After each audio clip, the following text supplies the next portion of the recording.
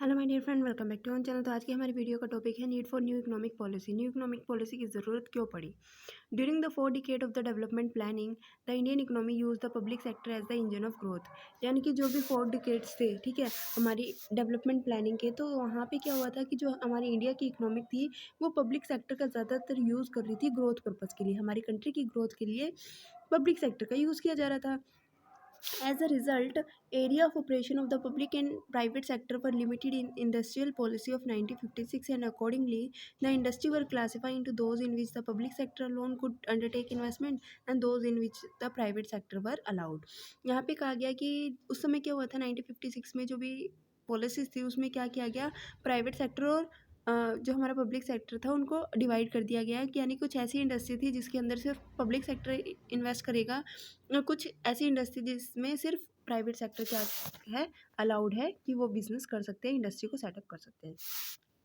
At the initial stage of the Indian development, such a classification was very useful, and the public sector undertook investment in capital goods sector and infrastructure industry. उस समय में क्या हुआ था कि जब India की development start हुई थी तो उस समय जो हमारा पब्लिक सेक्टर था उसने क्या किया, कैपिटल गुड सेक्टर को और इंफ्रास्ट्रक्चर इंडस्ट्री को क्या किया, उसके अंदर इन्वेस्टमेंट की गई थी।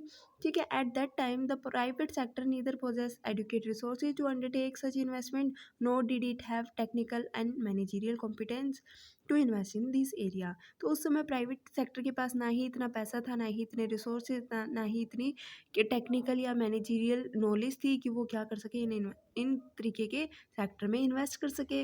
But over the year the private sector has accumulated huge funds for which it was not able to find adequate avenue of investment. लेकिन क्या हुआ, जैसे जैसे समय बीतता गया तो हमारा जो प्राइवेट सेक्टर था उसने फंड्स को एक्वायर करना स्टार्ट कर दिया, फंड्स उसके पास होने लग गया। अब दिक्कत ये आती थी कि जो फंड्स है उसको कहाँ पे इन्वेस्ट करें, ऐसी कहाँ है, ऐसी कौन सी जगह है जहाँ पे इसको इन्वेस्ट किया जाए। It was therefore suggested that there is absolutely no logic in restricting investment by the private sector in capital good sector और infrastructure.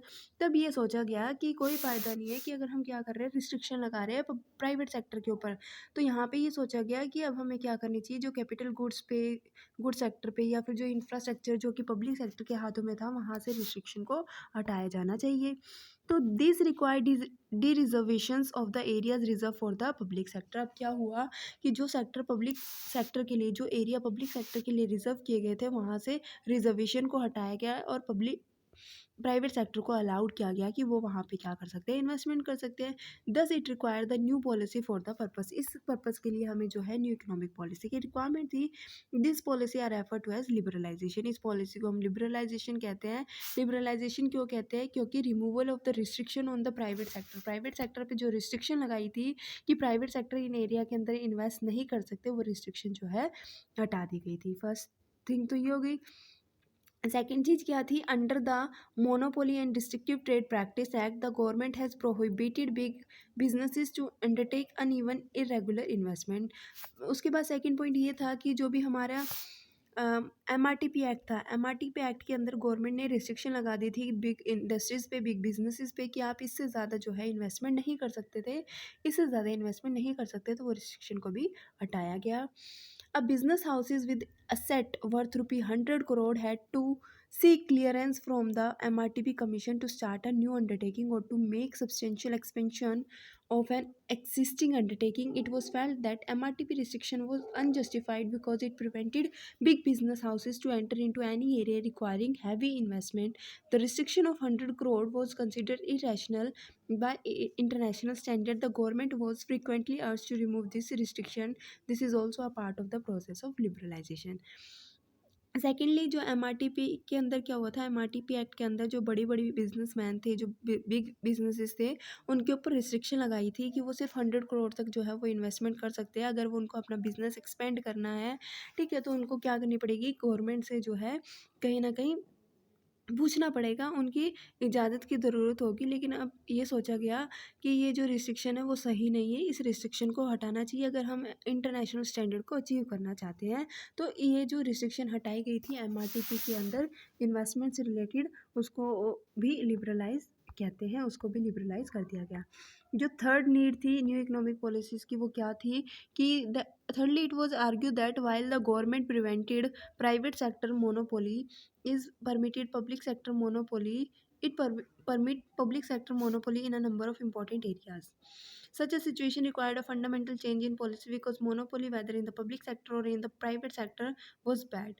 Business and industrial lobbies were therefore arguing in favor of breaking the public sector monopoly and urged in an area of competition between the two sectors. सबसे पहले क्या था, monopoly create किया हुआ था public sector के अंदर, monopoly को परमिट किया हुआ था कि कोई और आके यहाँ पे जो है वो बिजनेसेस वगैरह नहीं कर सकता इन सेक्टर में, चाहे मोनोपोली पब्लिक सेक्टर के ऊपर अप्लाई की गई है या फिर प्राइवेट सेक्टर के ऊपर अप्लाई की गई है। दोनों ही सेक्टर के अंदर मोनोपोली को हटाया जाना चाहिए और कंपटीशन दोनों सेक्टर के अंदर जनरेट किया जाना चाहिए।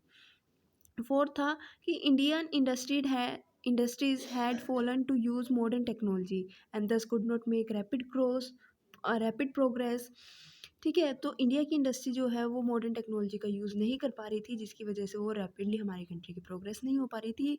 The introduction of electronics and computer had urged in a second industrial revolution in the world. It was therefore thought desirable that modernization be undertaken on a big scale with a high-tech basis so that Indian industry could witness the world competition। Fourth point ये कहा गया था कि हमारी जो India की country है, India की इंडस्ट्री है, उसको क्या किया जाए, मॉडर्नाइज किया जाए, यहाँ पे हाई टेक इंडस्ट्री जो टेक्नोलॉजी है उसका यूज़ किया जाना चाहिए ताकि पूरे वर्ल्ड वाइड क्या कर सके, इंडिया कंपटीशन कर सके।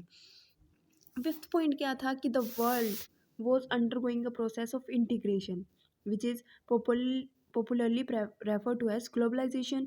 Since new technology can be acquired only with the help of MNCs, it was argued that restriction of MNCs in terms of 40% limit is equity participation भी रिलैक्स। सबसे पहले क्या थी, एक लिमिट लगाई हुई थी कि 40% तक जो है MNCs जो है वो पार्टिसिपेट कर सकती है। Moreover discriminatory treatment between MNCs and Indian firm भी removed in the terms of taxation, physical incentives etcetera.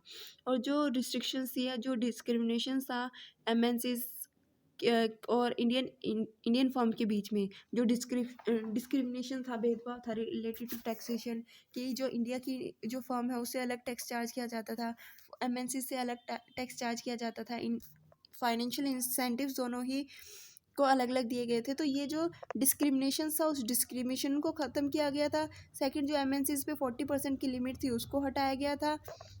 Beside this, custom duties on export and import should be brought within the limit set by WTO. Quantitative restriction in the form of quota be withdrawn and all the subsidies on export should be removed। इसमें कहा गया कि और क्या क्या चीज़ें आई थी। Custom duty बहुत ज़्यादा चार्ज की जा रही थी एक्सपोर्ट या इंपोर्ट करते वक्त, उसको कम किया गया, ठीक है, उसको एक लिमिट तक लाया गया। जो भी क्वांटिटी से रिगार्डिंग रिस्ट्रिक्शन लगाई हुई थी वो उस रिस्ट्रिक्शन को हटाया गया। और जो भी एक्सपोर्ट करते वक्त हमें अपनी इंडिया को एक्सपोर्ट करने के लिए जो सब्सिडी प्रोवाइड की गई थी उसको भी रिमूव किया गया था। In this way India could urge an era of free trade in the world economy and face international trade competition. तो इस समय क्या हुआ है ऐसा करने से कि इंडिया जो है वो फ्रीली ट्रेड कर पा रहा है, कोई रिस्ट्रिक्शन नहीं है, कोई पाबंदी नहीं है, कोई सब्सिडी नहीं है, ठीक है। तो और यहाँ पे क्या हुआ कि इंडिया क्या कर सकता है, पूरी वर्ल्ड इकोनॉमी के साथ अब कंपटीशन कर सकता है इंटरनेशनली, अच्छे अच्छे गुड्स को प्रोवाइड करेगा रीजनेबल प्राइस पे, और कहीं ना कहीं कॉम्पिटिटिव एडवांटेजेस भी अचीव हो जाएगी। उसके बाद जो लास्ट नीड है, with the disintegration of the Soviet union and east European economy. पहले वो मिलके काम करती थी, उनके अलग होने से क्या हुआ, the idea of socialism had lost their appeal, ठीक है। Despite over 70 year of socialist experiment it failed to establish it supremacy. 70 साल हो गए सोशलिस्ट एक्सपेरिमेंट करते होते, सोशलिज्म का चल रहा था हमारी इकोनॉमी के अंदर कि मिल के काम कर रहे थे, उसको हटाया गया, रिमूव कर दिया गया, क्योंकि वो कुछ फ़ायदेमंद रहा ही नहीं। It also fail to raise the living standard of its people to the level attain in the capitalist economy. अगर जब हमने कैपिटलिस्ट इकोनॉमी का यूज़ करना स्टार्ट किया ना, जहाँ पे प्राइवेट सेक्टर का कंट्रोल था, जहाँ पे प्राइवेट सेक्टर अपने हिसाब से काम करते थे, सोशलिस्ट इकोनॉमी के अंदर गवर्नमेंट जो है उसका रूल था, गवर्नमेंट के हिसाब से काम होता था। तो कहीं ना कहीं जब हम कैपिटलिस्ट इकोनॉमी को लाए ना, तो लोगों का जो लिविंग ऑफ स्टैंडर्ड था वो क्या हो गया, बढ़ गया। The adoptions of market socialism in China and the merger of East Germany with West Germany further lead to erosion of faith in the socialist system. अब क्या हुआ ना कि इंडिया के अंदर तो ये सिस्टम हटा दिया था सोशलिज्म का और कैपिटलिस्ट इकोनॉमी को लाया गया था, जिसने लोगों के रहन सहन के ढंग को बढ़ा दिया गया, लिविंग स्टैंडर्ड को रेज कर दिया। लेकिन जो सोशलिज्म सिस्टम था ना वो चाइना ने अडॉप्ट कर लिया। साथ ही साथ जो ईस्ट जर्मनी था या वेस्ट जर्मनी था ये मिल गए और इन्होंने भी जो सोशलिज्म को अडॉप्ट किया, तो इनका जो फेथ था, भरोसा था जो सोशलिस्ट सिस्टम के ऊपर, वो हट गया। तो ये थी आज की हमारी वीडियो, जिसमें हमने हमारे टॉपिक न्यू इकोनॉमिक पॉलिसी की क्यों नीड्स है, ठीक है, उसको कवर किया, जिसके अंदर हमने 6 पॉइंट पढ़े हैं। आई होप कि आपको ये 6 के 6 पॉइंट अच्छे से क्लियर हो गए होंगे, समझ में आ गए होंगे, क्योंकि एग्जाम पॉइंट ऑफ व्यू से काफ़ी इंपॉर्टेंट और इंटरेस्टिंग टॉपिक है। अगर आपको टॉपिक अच्छा लगा तो वीडियो को लाइक शेयर सब्सक्राइब करना मत भूलना। Thanks for watching.